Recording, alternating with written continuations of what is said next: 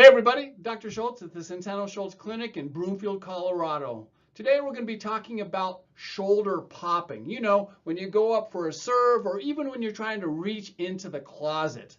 Is it significant? So let's take a deep dive quickly. Here we go. So the goals of this presentation are to determine whether that popping in the shoulder is innocent or actually are you just chewing up your shoulder. We're going to be basically discussing some of the anatomy of the shoulder and then the 6 major causes of shoulder popping. And then most importantly, is this popping a problem that you need to know about? And then who to turn to if you do have a problem. So is it innocent or are you actually grinding your bones away, creating arthritis? That's not something you want to do silently year after year. So that's why this video should be important for you and your family. So there's some key structures that you need to know about in relationship to the shoulder. The first of which is 2 bones. The bones make a ball socket, as you see here, it's depicted right here. And then this is called the glenohumeral joint, and the second one is right up here. This is called the AC joint. For those people that have gone up and over their handlebars coming down a mountain on a mountain bike or just when they were stopped in traffic, this AC joint right here can be a source of pain. The second structure that I want you to talk about is ligaments. Ligaments are basically thick pieces of connective tissue that connect a bone to a bone. What they do is they provide stability for that shoulder. And there are lots of ligaments, as you can see in this illustration. I won't get into the numbers, but you can see this one and this one and this one. So they provide really important stability for the shoulder. And then finally, the tendons. Tendons are also pieces of connective tissue, but what they do is they connect the muscle. That's right, the muscle to the bone. And they, like the ligaments, provide a very important stability. And you actually may have heard about some of the tendons in the shoulder. These include the rotator cuff. The most common is the supraspinatus, and then the other one is the infraspinatus, the subscapularis, and the teres. So those are kind of the basics that you need to understand. So the major causes of shoulder popping, number 1, ligament instability. That duct tape can actually get injured when you fall on an outstretched arm, when you're going up and you can't quite get enough weight over your head and you're faltering, you can actually hurt this. And what that does is it creates excessive movement in the shoulder joint. It's sort of like having your lug nuts on your on your wheel in your car get loose. There's additional movement and that wears down your tire. It jeopardizes the safety of your tire and your car's function. So too in the shoulder, you get that excessive motion and you can get arthritis quickly. Number 2, tendon injury. That's right.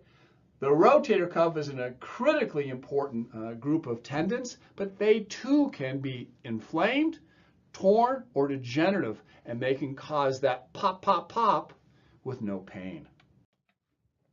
Muscle weakness. Muscles are very important to the stability and function, and you can actually have some weakness on one shoulder versus the other, causing some popping with no pain. The 4th major cause of shoulder popping is arthritis. And osteoarthritis is the most common type of arthritis. It's basically a gradual wear and tear of that white lining. You know, the stuff that makes the bones move smoothly in the shoulder, in the knee, the hip joints. It's critical, and you don't want that silently happening. Number 5, inflammation of a bursa. So a bursa is a fluid-filled sac that is present in most joints, in the shoulder, in the elbow, in the knees, and the hips. And what it does is it provides a cushion for the tendons and ligaments and muscles to slide over these bony surfaces. But unfortunately, the bursa can also become inflamed or injured. And with that, you can have popping. So that's number 5. The 6th cause of shoulder popping with no pain is a tear of the labrum. The shoulder joint is a shallow joint and it needs support. So the labrum is a small cup that fits inside the joint, and it does so to provide support. Unfortunately, this structure is susceptible to injury, and it can cause lots of pain, restriction in range of motion, and popping. So how can you determine whether or not this continued popping is a good or bad thing? The best thing to do is take a look at your medical history. Have you had a history of shoulder separations? Have you had a motor vehicle accident where that seat restraint or the belt actually pulled on your shoulder? How about going up and over those handlebars when you're coming down one of the mountains, or when you decided to go full force into the mogul? All these are common types of injuries in the shoulder. And if you have one of those, that's really important in determining whether or not that this is important. So, if you don't have a medical history, the popping that you have in your shoulder most likely is not a big deal.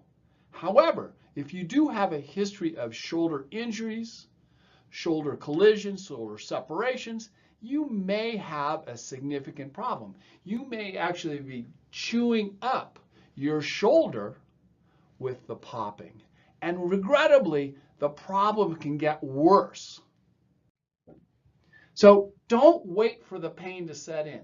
It's prudent, and we really recommend that you get your shoulder evaluated.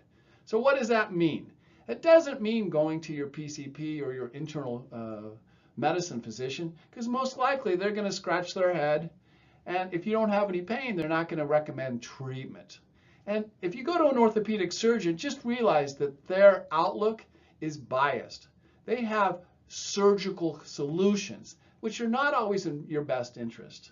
A different option would be to get someone that's called an interventional orthopedic physician, and they have advanced training in non-surgical treatment. That's right, they use PRP or stem cell or both.